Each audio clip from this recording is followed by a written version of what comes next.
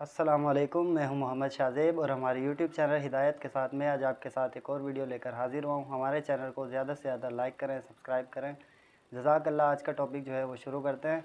دیکھیں، مجھے بیان کرنا نہیں آتا اپنے الفاظ کو، میں اپنے ٹوٹے پھوٹے جو الفاظ ہیں وہ لے کر آپ کے سامنے حاضر ہو جاتا ہوں، تو لہٰذا میرے ٹوٹے پھوٹے الفاظوں پر ہی غور کر کے کوشش کریں، اپنی اصلاح کریں، اور کچھ میری اصلاح کے لیے ہو تو مجھے بھی ضرور بتائیں اور لوگوں کو بھی بتائیں۔ صرف ہمارا مائنڈ سیٹ یہ ہونا چاہیے کہ ہم بہتر سے بہتر ریفارمز لائیں ایک دوسرے کے اندر، ایک دوسرے کی اصلاح کی ہم زیادہ سے زیادہ کوشش کریں۔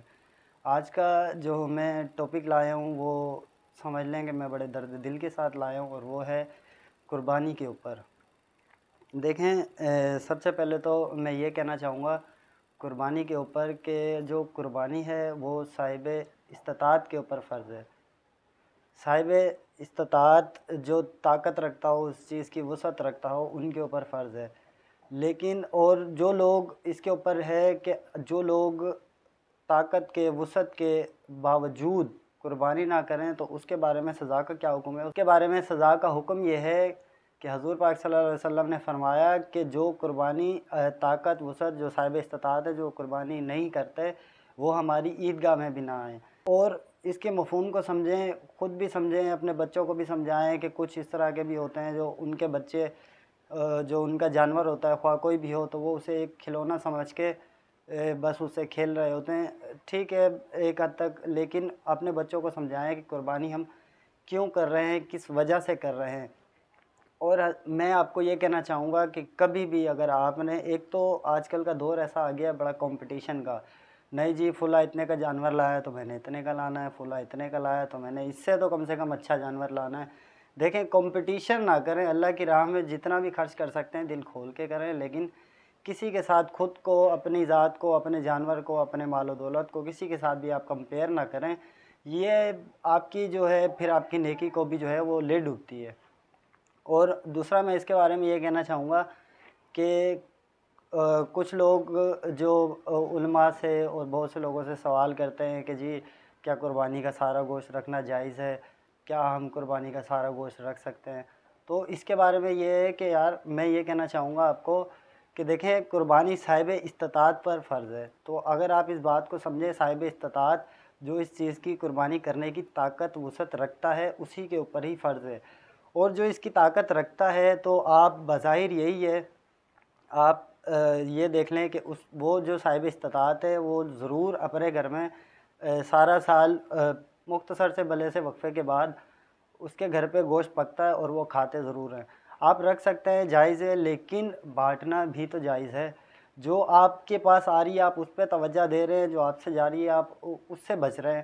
ایسا کیوں؟ اگر اللہ پاک کی راہ میں کچھ بھی خرچ کریں تو دل کھول کر خرچ کریں، اور کوشش کریں خود کو بھی قربانی کا بہتر سے بہتر مفہوم سمجھائیں، لوگوں کو بھی سمجھائیں۔ اور کبھی بھی حضرت میں یہ کہنا چاہوں گا، کبھی بھی آپ نے اگر جانور لیا، کچھ بھی لیا قربانی کے حوالے سے، تو کبھی بھی اس چیز کے اوپر اکڑنا نہ۔ بہت سے ایسے لوگ ہوتے ہیں، اور جی میں 2 لاکھ کا جانور لایا ہوں، اور کوئی بھی ان سے اگر کچھ پوچھتا ہے، بھائی ماشاءاللہ آپ کا جانور بہت اچھا ہے، کتنے کا لائیں؟ 2 لاکھ روپے کا لایا ہوں۔ وہ جناب کیا وہ تھوڑے سے اور ایسے ہو جاتے ہیں۔ اکڑنا نہیں ہے، کیونکہ دیکھیں پیسے ہمیں اللہ تعالیٰ نے دیے ہیں، طاقت قربانی کرنے کی وسعت جو ہے وہ ہمیں اللہ تعالیٰ نے دی ہے، وہ جو جانور ہے اسے اللہ تعالیٰ نے بنایا ہے، اس کے اندر جتنی بھی خوبصورتی ہے، نقش و نگار ہیں، وہ سب اللہ پاک نے بنائے ہیں، تو پھر ہمارا اکڑنا کیسا؟ آپ ذرا سوچیں کہ ہمارا پھر اکڑنا کس بات کا، ہمارا اکڑنا کیسا ہے پھر؟ اور دوسرا میں یہ کہنا چاہوں گا کہ کچھ اس طرح کے ہوتے ہیں کہ دیکھیں، آپ اپنے محلے کی طرف جائیں، میں اپنے محلے کی طرف جاتا ہوں، تو ہر کسی کو اپنے محلے کی ہر گھر کی کنڈیشن کا بہتر سے بہتر پتہ ہوتا ہے کہ فلاں کے گھر کتنے جی ہیں، آیا کہ 2 بندے ہیں، 4 بندے ہیں، 5 ہیں، 6 ہیں، 7 ہیں، 8 افراد ہیں یا 10 افراد ہیں۔ تو ہمیں ہر کسی کا تقریباً علم ہوتا ہے کہ اس گھر کے اندر کتنے افراد ہیں اور یہ کتنے جوگا ہے، مطلب کہ یہ اس کے پاس کتنی انکم ہے، یا مطلب کہ یہ اپنے گھر کے جو اخراجات ہیں وہ ان کو ایزیلی افورڈ کر رہا ہے یا نہیں کر رہا۔ یہ تو آپ کو بھی، مجھے بھی، ہر کسی کو اپنے محلے کی کنڈیشن کا پتہ ہوتا ہے۔ اور تو دیکھیں کہ قربانی کریں، لوگوں کا دل نہ جلائیں، اور یہ جو ایک رسم و رواج سمجھ لیں کہ نہیں جی چھوٹا سا شاپر کے اندر، اخبار کے اندر تھوڑی سا دو دو چار چار بوٹیاں ڈالی اور وہ بھیج دیتے ہیں جی فلاں کے گھر گئے، فلاں کے گھر گئے۔ بھائی ایسا نہ کریں، آپ 2 گھروں کو دیں لیکن اتنا دیں کہ کم سے کم ان کا ایک وقت کا کھانا بن جائے۔ دیکھیں یار قربانی والوں کا میں تو خیر اسے ظلم ہی کہوں گا، کیا کہوں کہ دیکھیں جس کے گھر میں 10 افراد ہیں اس کو بھی 4 ہی بوٹیاں، اور جس کے گھر پہ 2 افراد ہیں اس کو بھی 4 ہی بوٹیاں۔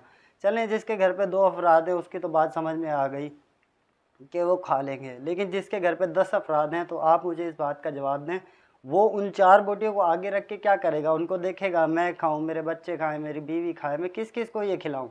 اور شیطانی وسوسہ ایک اور لوگوں کے ذہن میں آتا ہے کہ نہیں جی صرف ہم نے تھوڑی نہ قربانی کی ہے، اور لوگوں نے بھی کی ہے تو اوروں نے بھی بھیجنا ہے۔ بھائی کیا آپ کو اوروں نے آ کر بتایا ہے کہ نہیں ہم بھی اس بندے کے گھر بھیجیں گے؟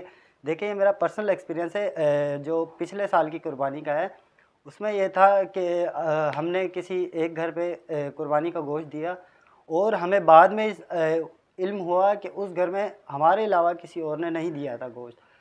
تو یہ شیطانی وسوسہ کوئی بھی قبول نہ کریں قربانی کے حوالے سے، جتنا بھی کریں نیک دلی سے، خوش دلی کے ساتھ قربانی کریں اور اس کے مفہوم کو بھی سمجھیں۔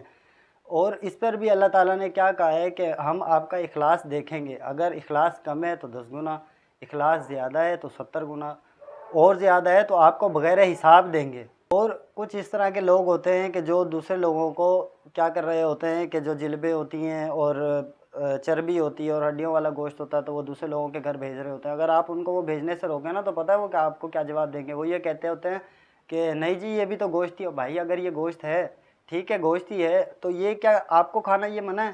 تو یہ تو آپ بھی کھا سکتے ہیں۔ تو آپ جو صاف ستھرا گھر ہے، وہ آپ جو صاف ستھرا گوشت ہے وہ آپ نے رکھا ہوا ہے، اور یہ ایک پروگرام بنا ہوا ہے نہیں جی ہم نے ٹکا پارٹی کرنی ہے، یہ کرنا ہے، وہ کرنا ہے۔ اور دوسرا آج کے دور کے اندر بہت سے لوگ اس طرح کرتے ہیں کہ جو گوشت ہوتا ہے کہاں بھیجیں گے؟ وہاں جہاں ان کا کوئی آرڈر پھنسا ہوا ہے، وہاں جہاں ان کے تعلقات ہیں، وہاں جہاں ان کی سلام دعا ہے، وہاں جہاں ان کے دوست ہیں۔ تو دیکھیں ماڑے کو، غریب کو کس نے گوشت بھیجنا ہے؟ غریب دیکھیں حکیم صاحب رحمۃ اللہ علیہ اس کے بارے میں فرماتے ہیں کہ یہاں ضرور کسی غریب کا آسرا بننا، کیونکہ ہو سکتا ہے کہ یہی غریب بروز قیامت تمہارا ہاتھ پکڑ کے، تمہاری انگلی پکڑ کے شاید تمہیں جنت میں لے جائیں۔ اور حضور پاک صلی اللہ علیہ وسلم نے بھی فرمایا کہ میری امت کے غریب میری امت کے امیروں سے 500 سال پہلے جنت میں جائیں گے۔ تو کوشش کریں، اپنی اصلاح کریں، دوسروں کی بھی اصلاح کریں۔ جزاک اللہ۔